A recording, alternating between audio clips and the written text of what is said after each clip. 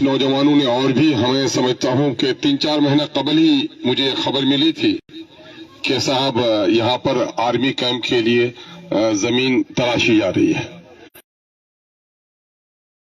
कि हमारे यहाँ की जमीन को अधिग्रहण करने का प्रयास चल रहा है। और जो आपकी जो वहां पर आबादी है, कुछ मजहबी मकामात होंगे, इन तमाम चीजों को दर्शा कर दीजिए। आप लोगों ने कितना किया है? भाई मुश्ताक साहब ने भी तो मार्च के बारे में बताया, तो मार्च के भी मैं समझता हूं कि 9 महीने हो गए। इस 9 महीने में शायद आपत्ति अभी आप लोगों ने दी है जाके। ये बेखबरी है, ये बेखबरी है, ये बेहिसी है। और मुझे जहां तक खबर मिली है कि पिछले दिनों में डीएम साहब से बात किया और जब हम लोग पटने में थे, आप लोगों की बेचैनी को देखा, तो अजीज जी सरवर बहुत परेशान थे कि नहीं, हमारे क्षेत्र का मसला है, हम लोग को मिलना चाहिए। और फिर हम लोग मिले भी और कुछ नादान लोग थे तो बोला कि देखिए भाजपा के लोगों से और मुख्यमंत्री से मिलते हैं। उस अहमक को कौन समझाए कि बिहार का मुख्यमंत्री वही है जो जदयू का है और वो कांग्रेस वालों का भी है। लेकिन हमारे बच्चे चूंकि जानते नहीं है वो, तो हम लोगों ने जाकर आपत्ति वहां पर दर्ज कराई है। लेकिन मैं साफ साफ खोल कर बात करता हूं भैया, मुमी की निशानी है कि बात सीधी सीधी करो, जलेबी की तरह लपेट के बात मत करो। अब आपको इस वक्त सड़क पर उतरना होगा। मामला आर्मी वालों ने इस जगह का अप्रूवल दे दिया है ना?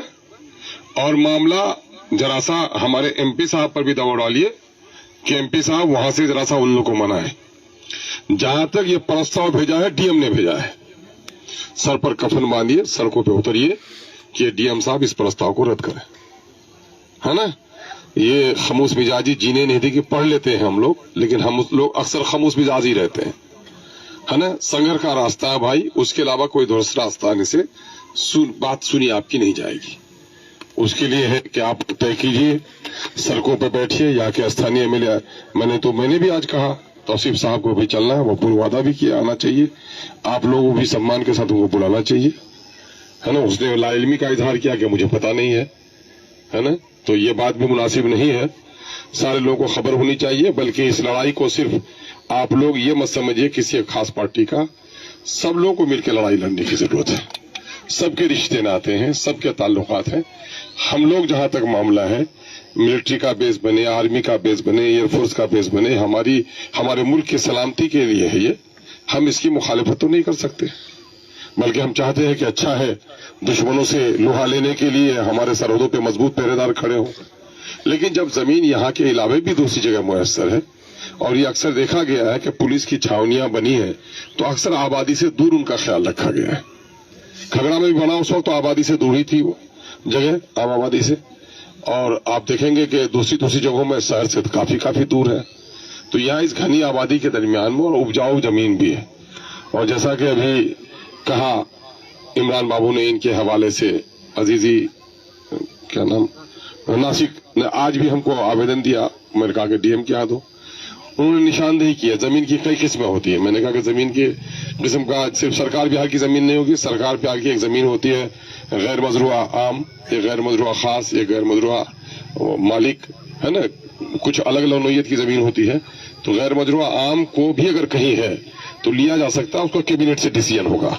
वरना नहीं तो जो गैर मजरूआ जमीन है, शायद यहाँ पाटकोई में भी है, देसियाटोली में भी है, मैं समझता हूँ उसके लिए सरकार को मुआवजा भी नहीं देनी पड़ेगी, है ना? वो देगा तो बिहार सरकार को देगा, आवाम से उसका कोई लफड़ा भी नहीं पड़ेगा।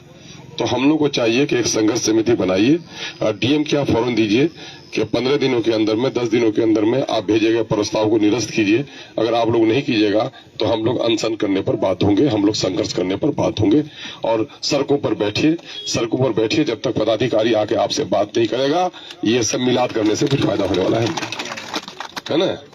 नहीं, ये सब आएंगे लोग, हमारे लोग हैं, बेचैनी है तो लोग आएंगे, इससे बड़ी मीटिंग हो जाएगी, मगर मसले का हल वो नहीं होगा। मसले का हल आपको संघर्ष के रास्ते पे जाना पड़ेगा जब तक, ताकि सरकार आपकी बात सुनने पर मजबूर हो जाए। और जहां तक हम लोग को जो कोशिश करनी है, इंशाअल्लाह हम लोग जो कुछ बन पड़ा है किए हैं, आगे भी जो बन पड़ेगा करना पड़ेगा। लेकिन जब तक कोई कौम अपनी हालत को बदलने के लिए तैयार नहीं होगी, खुदा उसकी हालत नहीं बदलेगा। तो नेता के बाप की मजाल है क्या? तो सबसे पहले आप लोग तय कर लीजिए, जो लोग मुतासिरीन हैं, है ना, ये लोग तय कर लीजिए। बीवी बाल बच्चों के साथ अगर जाकर के सड़क पर बैठ कर धरना दे सकते हैं और डीएम को जाकर दे दीजिए एप्लीकेशन। इस प्रस्ताव को आपने भेजा है, ये रद्द कीजिए, ये मुनासिब प्रस्ताव नहीं है, हमसे कोई सहमति नहीं ली गई है। हम बाल बच्चे के साथ बलिदान दे देंगे, लेकिन हम अपनी इस जमीन को जाने नहीं देंगे। जाकर के खेड़ा डेट भी जरा है ना। अरे भाई बहुत जमीन है, और भी जमीन है, आबादियों से बाहर है, यहाँ इतनी घनी आबादी के दरमियान में है, और कहा लंबे लंबे लगभग 1.5 किलोमीटर 2 किलोमीटर का बात सब है हम लोग यहाँ, वहां जाकर के ले वो। लेकिन यहाँ मुनासिब, चूंकि महले वकूफ के एतबार से ये कहीं से मुनासिब नहीं कि चारों तरफ की आबादी के बीच में हो। हम लोग चाहते हैं कि आर्मी कैंप बने, लेकिन ये इस जगह पे नहीं, बल्कि उसके लिए दूसरी जगह का इंतखाब किया जाए। उसके लिए भाई एक ही वाहिद रास्ता है, इधर उधर कुछ नहीं है। ये पिटीशन बाजी से कुछ नहीं होगा। आप उतरिए सड़क पर, सरकार आपसे समझौता करने के लिए आए तो कुछ बात बनेगी।